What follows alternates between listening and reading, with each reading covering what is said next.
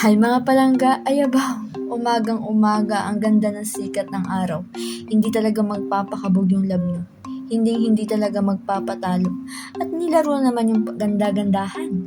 Kailangan natin maganda-gandahan mga palangga. Alam nyo ba yun?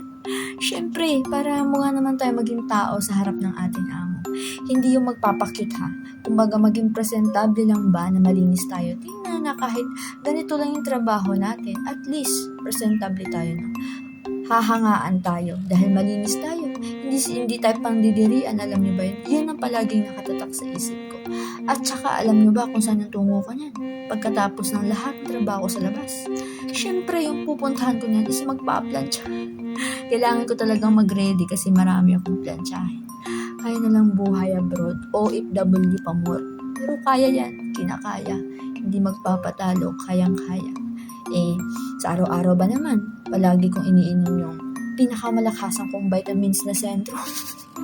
Yun ang talaga nagbibigay sa akin ng energy, ng immunity, ng strength, at saka pampahaba din ng pasensya, pampahaba ng buhay. At kung may pangprotekta naman ako sa aking katawan na sentrum, may pangprotekta din naman ako sa aking skin.